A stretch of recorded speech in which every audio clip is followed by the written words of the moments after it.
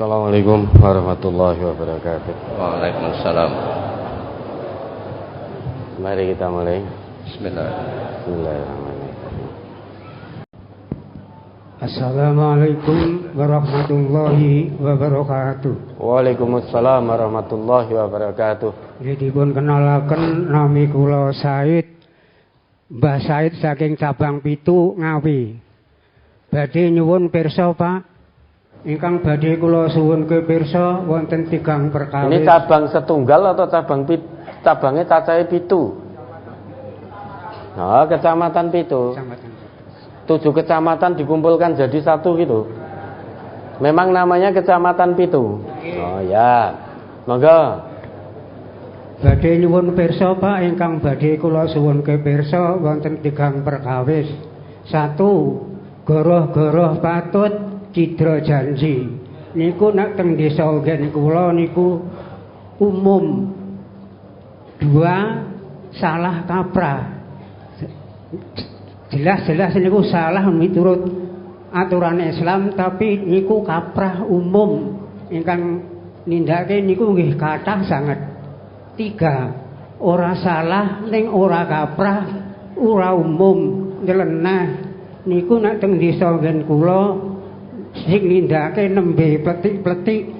Nambah 1 Pak, nyuwun dipun terangke surat 6 ayat 116 nek mboten lepat sing ungelipun a'udzu billahi minasyaitonir rajim wa in tuti aksara man fil ardi yudilluna an sabilillah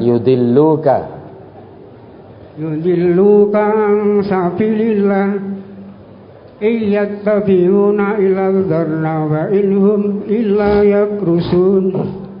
Sekawan perkawis niki kula nyuwun dipun jelasaken Pak, kajenge kula mboten salah pilih.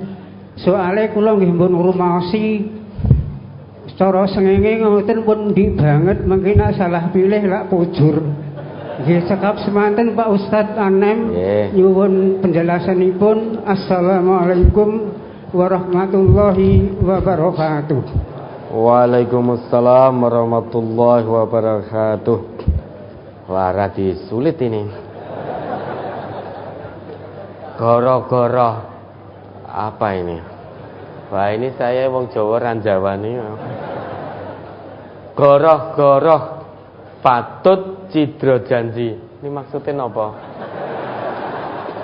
Ya saya tidak bisa menjawab kalau belum paham maksud ini. Cidro janji. Cidro itu menyelisih. Belinjani janji.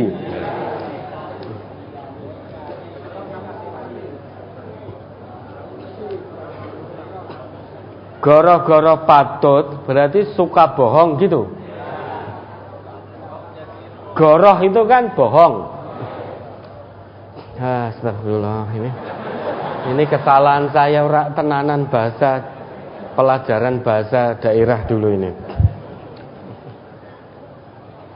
Suka bohong dan ingkar janji. Nggak, ini betul nggak maksudnya seperti ini? Goroh-goroh patut cidro janji. Ini kalau di bahasa Indonesia kan kurang lebih suka bohong dan ingkar janji. Betul nggak? Loh jenengan jawabnya ya masih ragu-ragu. Mana guru bahasa Jawa di sini? Guru bahasa daerah. Guru SMA mana ini? Guru bahasa daerah. Suka bohong dianggap lumrah. Ini yang memberitahu saya berarti yo ngarang ini.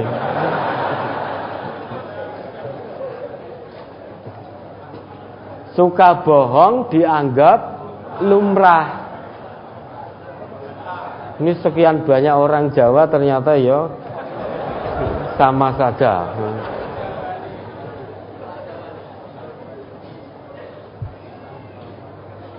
Bapak yang bertanya tadi, betul maknanya suka bohong dianggap lumrah.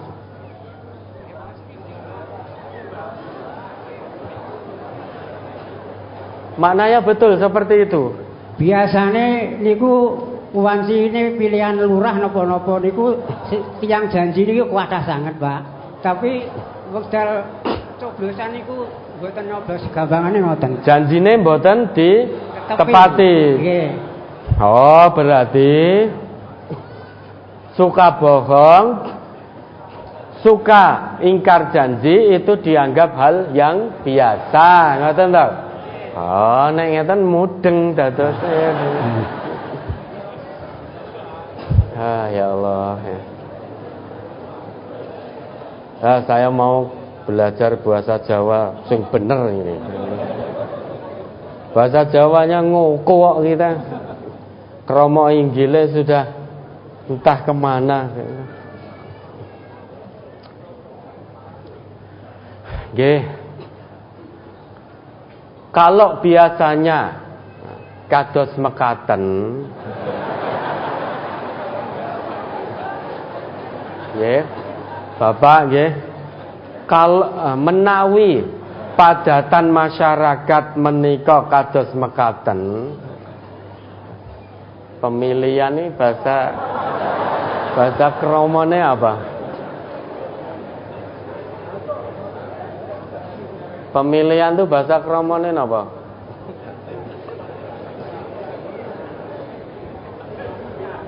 Pilihan. Pamilihan. Woi, sini saya dihapusi ya nggak tahu saya. Pamilihan.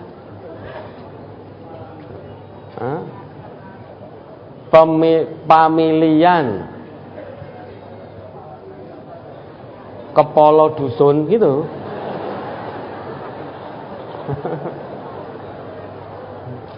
Jadi kalau memang biasanya, nah ini Bapak yang bertanya bisa memahami dengan bahasa Indonesia jawaban ini.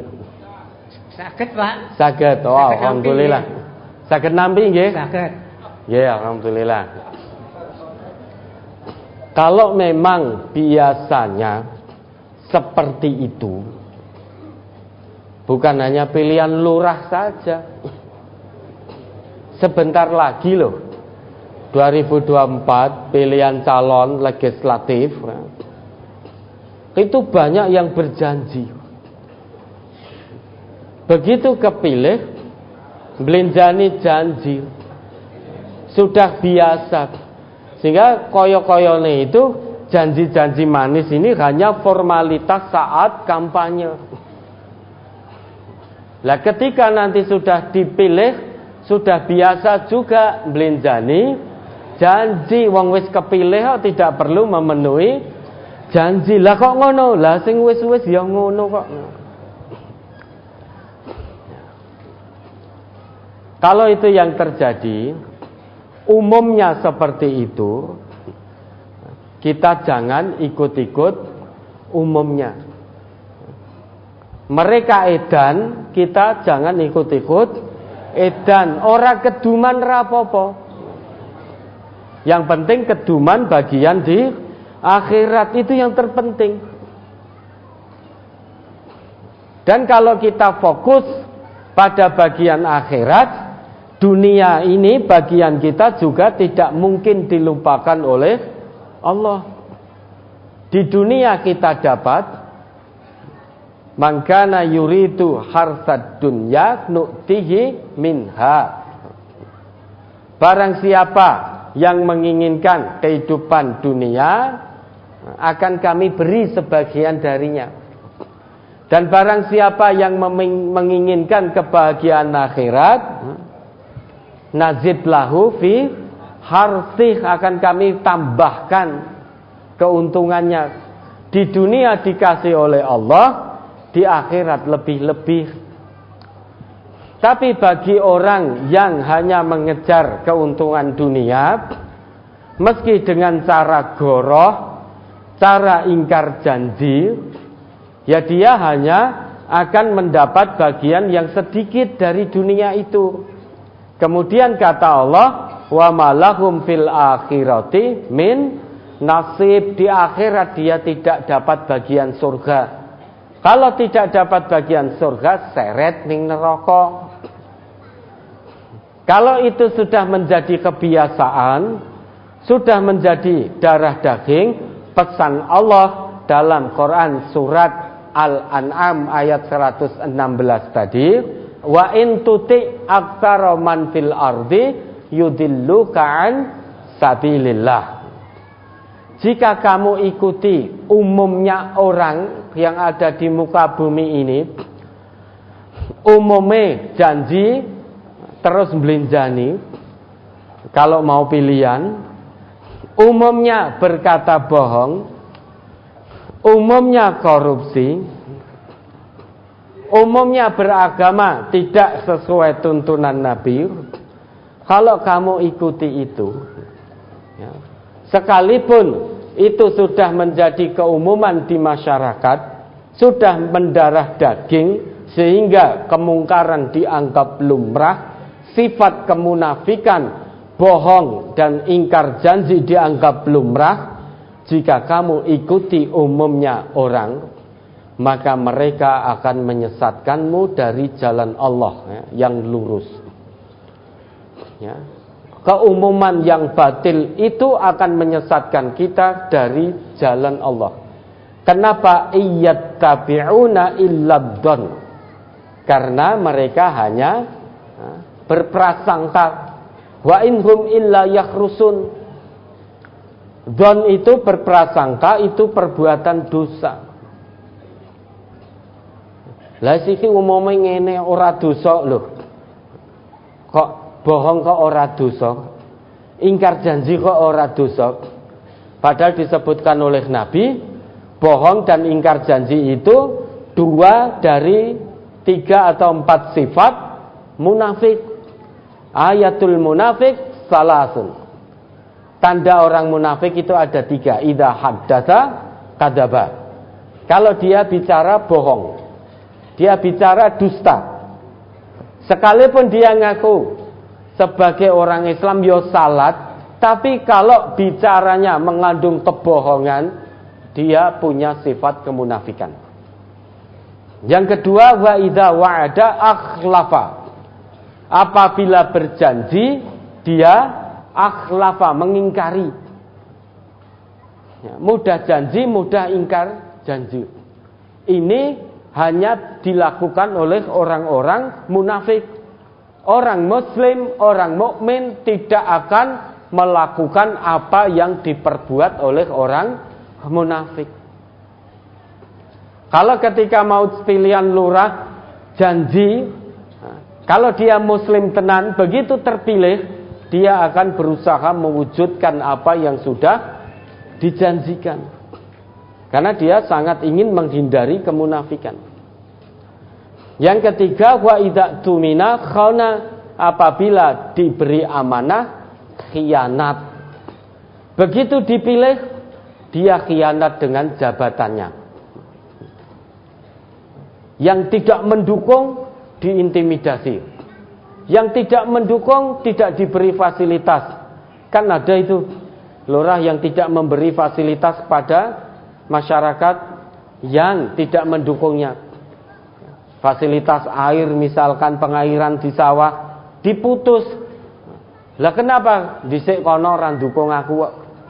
Sehingga pengairan hanya diberikan pada sawah masyarakatnya yang mendukung, yang milih.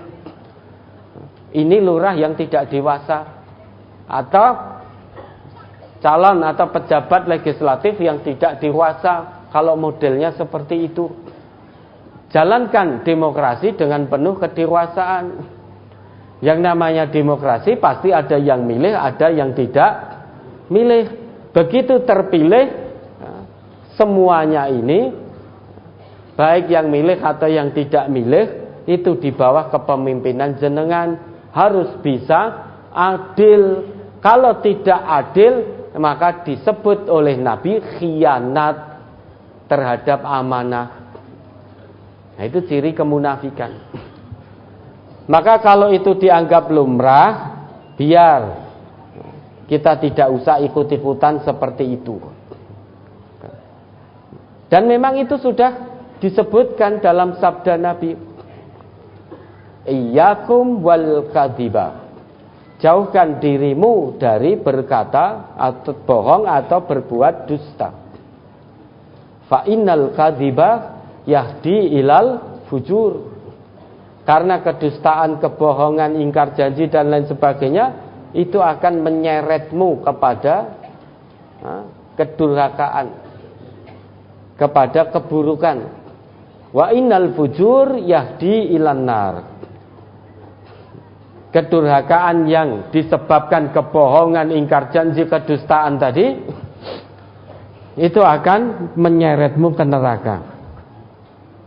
Sudah tahu kedurhakaan, kebohongan, ingkar janji menjadi penyebab terseretnya seseorang ke neraka, namun tetap ada orang yang berbuat bohong dan memilih kebohongan.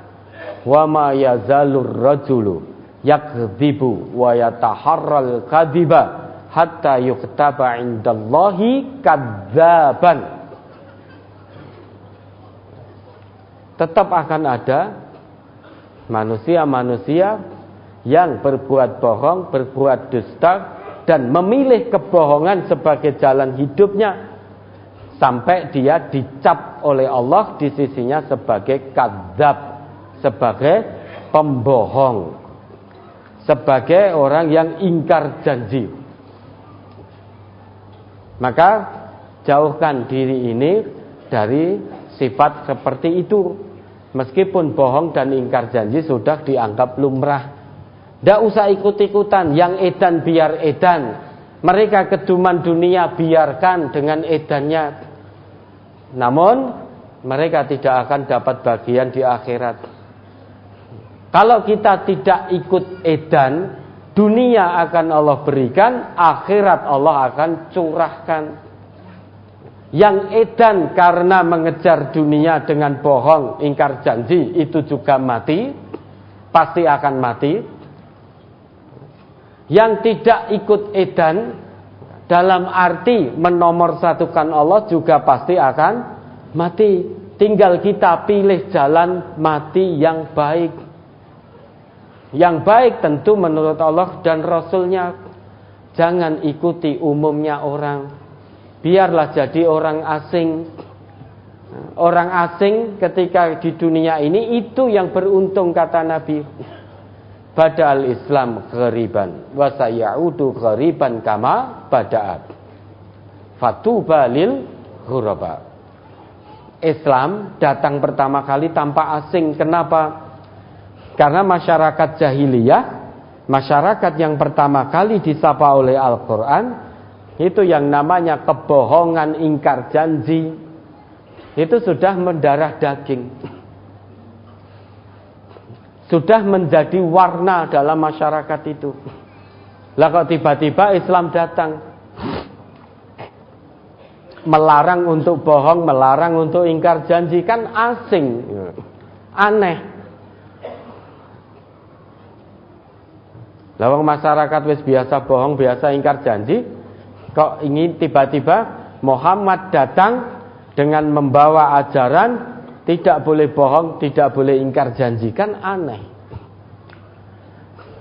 Dan nanti Islam di akhir zaman juga akan kembali asing sebagaimana permulaannya.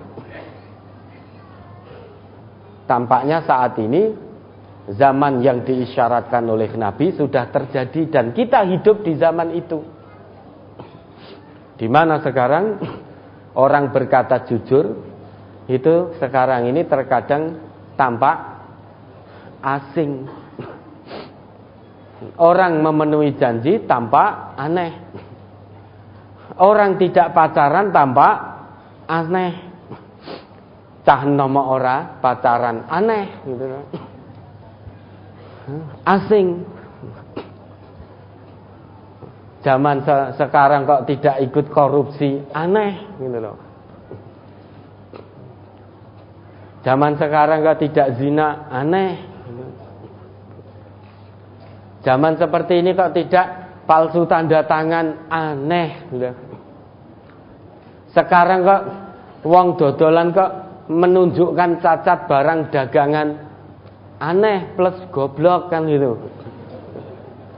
Karena saat ini cacat dagangan itu dimanipulasi sedemikian rupa, disembunyikan ben laku. Lah kok tiba-tiba ada pedagang, oh ini cacat loh, ini begini aneh plus bodoh. Kata orang begitu. Kenapa? Karena dia tidak mau ikut edan. Dia tetap manut petunjuk Allah dan Rasulnya. Lah orang seperti ini yang selamat dunia akhirat, yang beruntung, fatuba lil ghuraba.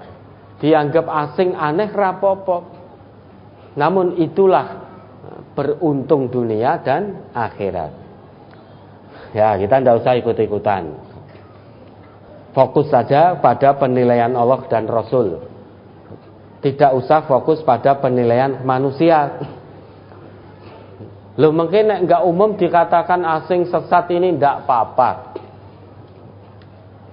Asing, tersesat, menungso tatanane angel, kan menurut manusia, menurut masyarakat. Tapi kalau menurut Allah, beruntung orang yang terus menjadikan petunjuk Allah dan tuntunan Rasulullah, apa yang menjadi warisan Rasulullah, itu terus dijadikan pedoman hidupnya, tidak goyah, tidak silau dengan hingar-bingar dunia, tidak tidak tertarik dengan keumuman masyarakat yang sudah mendarah daging seperti itu.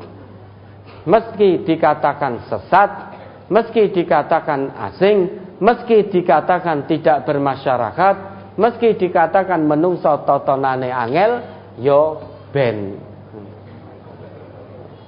Kan itu yang menilai manusia. Kemuliaan itu di sisi Allah, bukan di sisi manusia. Fatir ayat 10 mengatakan itu. Barang siapa yang menginginkan kemuliaan, mangkana yuridul izzah falillahil izzatu jami'an. Ketahuilah hanya milik Allah lah semua kemuliaan. Maka yang namanya kemuliaan itu semua kemuliaan milik Allah. Kita menjadi mulia di sisi Allah saat kita mengikuti petunjuk Allah dan Rasulnya. Maka kita menjadi mulia di sisi Allah. Saat kita mengikuti yang hak, mengikuti kebenaran, saat itulah kita mulia di sisi Allah. Meskipun semua manusia ngecap kita sesat, angel, ora bermasyarakat, namun kalau kita mengikuti kebenaran, petunjuk Allah dan Rasulnya, maka dinilai mulia oleh Allah. Semua penduduk bumi menilai kita sesat, tidak masalah. Yang penting Allah dan penduduk langit menilai kita mulia. Menjadi tragedi, menjadi hal yang sangat menyedihkan saat semua penduduk bumi menilai kita mulia, namun ternyata di sisi Allah kita dinilai hina. Itu menjadi tragedi tersendiri. Kenapa? Karena kehidupan yang sesungguhnya besok di sisi Allah. Orang manusia yang menilai kita sesat, belum tentu dia akan selamat di hadapan Allah. Orang yang menilai kita selamat, belum tentu pula dia akan celaka di sisi Allah. Maka tidak perlu risau dengan penilaian manusia. Orang mau mengatakan apa, silahkan. Wong yo mulut-mulutnya sendiri. Masa saya tidak boleh terus melarang fulan, terus tak tutupi lakban begitu? Biarkan dia ngomong, wong punya mulut. Yang jelas, bagaimana fokus kita, penilaian Allah dan Rasul terhadap kita. Ya, kita hanya menginginkan kemuliaan di hadapan Allah. Sekalipun terhina, terusir di sisi manusia, tidak apa-apa. Yang penting mulia di hadapan Allah. Daripada dianggap mulia oleh manusia, tapi terhina di sisi Allah. Ya, maka tidak usah sedih, tidak usah bingung, tidak usah khawatir. Kalau toh sampai terusir dari kampung halaman juga tidak apa-apa. Dulu Nabi dan para sahabat juga terusir dari kampung halaman. Kenapa? Karena menegakkan yang hak. Kalau kita menegakkan yang hak, resikonya sampai terusir dari kampung halaman, ya tidak apa-apa, itu masalah yang sangat ringan. Terusir dari kampung halaman itu masalah yang sepele. Jangankan hanya terusir dari kampung halaman, andai kata matahari diletakkan di telapak tangan kanan, bulan diletakkan di telapak tangan kiri, agar kita menghentikan yang hak, itu tidak akan kita hentikan sampai Allah menangkan kita dengan yang hak ini, atau Allah matikan kita bersama yang hak. Maka jangan takut mati bersama yang hak.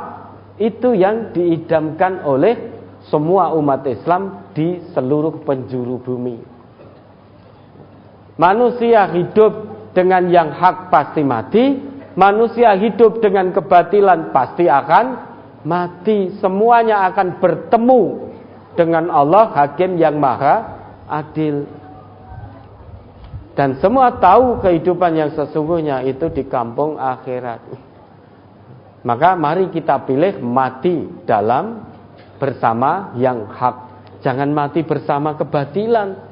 Su'ul khotimah nanti kalau mati bersama kebatilan. Su'ul khotimah seret ke neraka. Saat di neraka, pangkat, jabatan, harta, kesuksesan anak-anak tidak bisa untuk menebus. Ya, maka tidak perlu risau. Terus hidup bersama yang hak berdasarkan petunjuk Allah dan tuntunan Rasulullah, apapun resiko dan konsekuensinya.